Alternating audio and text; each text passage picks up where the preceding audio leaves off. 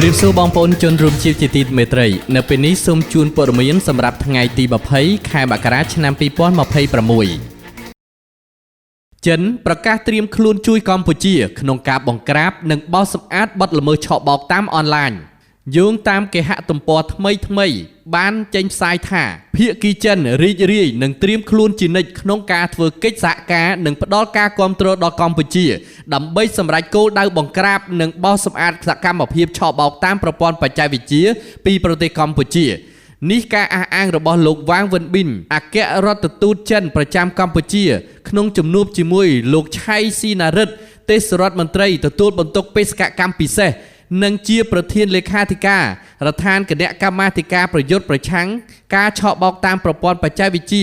โกบอชอบอเนื้อเปลือกไงตีมาเพย์คายมากรานีหนึ่งเติร์บ้านกระทรวงปอดเมียนบ้านสร้างสำเดยจบสายบัดตามกระทรวงปอดเมียนขนมจุ่มนูบดอดายนี่ไอ้จากแกะรัตตูเจนประจำกัมพูชีบ้านไทยอำนอกุลดอรีรัฐาพิบาลก็โดยจีสมัติกิจกัมพูชีแต่บ้านสหการขนมกาจับคลุ่นนังบรรจุเมฆลางจนจิตเจนนังกู้กรตลอดเตอประเทศเจนดับใบบรรทอดิเตวิธีเซิร์ฟอังกฤษหนึ่งพดอนตีโตกิจสหปฏิบัติการนี้เจียสักไข่เพียบบังห้างปีกิจคัดคอมเปล่งปลายก็โดยจีรัตพลเจษไดระบบกัมพูชีขนมกาประยุทธ์ประชังกาชอบบอกตามประปอนปัจจัยวิจิแต่การสหกรมอันตรจิตไฮเวียกอซอบรรเจปีกิจสหปฏิบัติการละอหรือเวียงสมบัติกิจกัมพูชีหนึ่งจันไอ้จากแกะรัตตูเจนประจำกัมพูชีบรรเจแบบนี้โดยบรรทอสสาวรัฐาพิบาลกัมพูชีจมปูกาปรัชญาบังกราบบดละเมอตามประปอนปัจจัยวิจิได้เพื่อเอาอันตรจิตมีนจุ่มเนื้อจัดท่ากัมพูชีมีนกำลังกรุบกรอนขนมกาประยุทธ์ประชังนังอุกฤษกรรมนี้ตึมหนึ่งนี่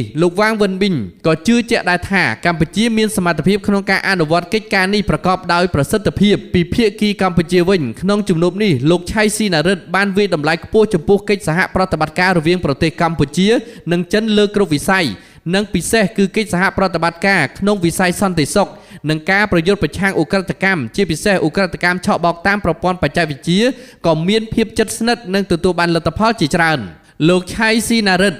บ้านกู้บัญเจท่ารีรัฐาพิบาลกัมพูชีมีนจุ่มโหเรื่องมอมหนึ่งเจาะและขนมการดวิธีนการบังกราบบอสมอาติตั้งหนึ่งกรมอุกฤษกรรมชอบบอกตามประปอนปัจจัยวิจิก็โดยเจการอนุวัตดิเตวิธีเมฆคลาวหนึ่งกูกอนตึมนี่กัมพูชีนังบรรทอกิจสหปฏิบัติการจิมวยบรรดาประเทศเจไดกูดำใบบรรทอធ្វើការរួមគ្នាអនុវត្តប្រតិបត្តិការបង្ក្រាបប្រកបដោយសង្កតិភាពសម្ដៅធ្វើយ៉ាងណាកាត់ក្បាលនិងបំបែកសម្បុកក្រុមអ ுக ្រិតកម្មឲ្យដល់ឫគល់លោកឆៃស៊ីណារិតបន្ថែមដូចនេះសូមរំលឹកថាកាលពីថ្ងៃទី6ខែមករាលោកជេនស៊ីប្រធានក្រុមហ៊ុន Prin Holding Group រួមទាំងជនជាតិ2នាក់ទៀតឈ្មោះថាស៊ូលីលៀងនិងសាវជីហួយត្រូវបានចាប់ខ្លួននិងបញ្ជូនទៅប្រទេសចិនបើយោងតាមសេចក្តីប្រកាសព័ត៌មានរបស់ក្រសួងមហាផ្ទៃការចាប់និងបញ្ជូនមេខ្លោងអ ுக ្រិតកម្មឆ្លងដែននេះគឺធ្វើឡើងបន្ទាប់ពីសមត្ថកិច្ចចិននិងកម្ពុជារួមគ្នាស៊ើបអង្កេតអស់ជាច្រើនខែនៅក្នុងក្របខ័ណ្ឌនៃកិច្ចសហប្រតិបត្តិការប្រយុទ្ធប្រឆាំងអ ுக ្រិតកម្មឆ្លងដែនព្រឹត្តិការណ៍បង្ហោះខ្លែងឯកនិងខ្លែងសេរីលើកទី2នឹងរៀបចំនៅខេត្តសៀមរាបនាដើមខែកុម្ភៈយោងតាមគេហទំព័រថ្មីនៅថ្ងៃអង្គារទី20ខែមករាឆ្នាំ2026ព្រឹត្តិការណ៍បង្ហោះខ្លែងឯកនិងខ្លែងសេរីលើកទី2នឹងប្រព្រឹត្តទៅរយៈពេល3ថ្ងៃគឺចាប់ពីថ្ងៃទី6ដល់ថ្ងៃទី8ខែកុម្ភៈឆ្នាំ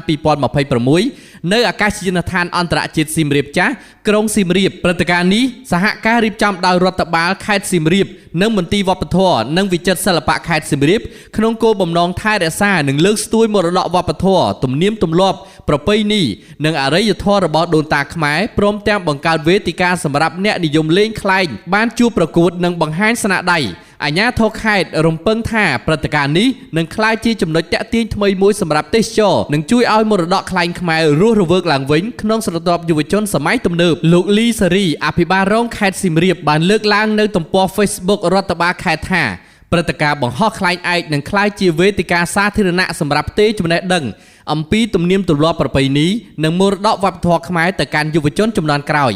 ដើម្បីឲ្យពួកគេស្គាល់យល់ដឹងនិងចូលរួមថែរក្សាការពារនិងលើកស្ទួយអត្តសញ្ញាណជាតិនិងតម្លៃវប្បធម៌អរូបីឲ្យថិតថេរព្រឹត្តិការណ៍នេះមិនត្រឹមតែសម្រាប់ប្រជាពលរដ្ឋក្នុងខេត្តសៀមរាបប៉ុណ្ណោះទេប៉ុន្តែក៏សម្រាប់អ្នកចូលរួមមកពីបណ្ដាខេត្តផ្សេងៗដែលចង់ចូលរួមប្រកួតនិងទស្សនាកម្មវិធីនេះដែរ អ អភិបាលរងខេត្តសៀមរាបបានបន្ថែមទៀតថាលោកលីវណ្ណៈនាយករដ្ឋបាលខេត្តសៀមរាបបានប្រាប់សារព័ត៌មាន Digital ថ្មីបន្ថែមថាឆ្នាំនេះអាជ្ញាធរខេត្តគ្រងនឹងរៀបចំព្រឹត្តិការណ៍ឲ្យមានលក្ខណៈពិសេសនិងទាក់ទាញភ្ញៀវទេសចរជាងឆ្នាំមុនលោកលីវណ្ណៈមិនទាន់អាចបញ្ជាក់លម្អិតអំពីកម្មវិធីនេះនៅឡើយទេដោយបានត្រឹមបង្ហើបអំពីកំសាន្តអមខ្លះដែលនឹងមានការសម្ដែងសិល្បៈវប្បធម៌ល្ខោនបាសាក់និងល្ខោននិយាយការប្រគំតន្ត្រីទាំងបុរាណនិងសម័យការតាំងពិព័រណ៍ផលិតផលខ្មែរនិងម្ហូបអាហារព្រមទាំងការបង្ហាញពីរបៀបធ្វើខ្លែងឯកដែលជាការរួមចំណែកលើកកម្ពស់សេដ្ឋកិច្ចមូលដ្ឋាននិងទេសចរខេត្តសៀមរាបលោកលីសារីបានអំពាវនាវដល់សាធារណជនចូលរួមព្រឹត្តិការណ៍ឲ្យបានច្រើនកកខណៈដល់មន្ទីរអង្គភាពពាក់ព័ន្ធនិងភាគីទាំងអស់នឹងប្រឹងប្រែងសហការគ្នាធានាសណ្ដាប់ធ្នាប់សន្តិសុខសុវត្ថិភាពនិងអនាម័យឲ្យបានល្អដើម្បីធានាព្រឹត្តិការណ៍នេះដំណើរការបានយ៉ាងរលូននិងទាក់ទាញទេសចរឲ្យបានច្រើនបើសិនជាលោកអ្នកពេញចិត្តនៅព័ត៌មាននេះសូមជួយចុច Subscribe និងចុចសញ្ញាកណ្ដឹងដើម្បីទទួលបានព័ត៌មានផ្សេងៗទៀតនៅពេលក្រោយ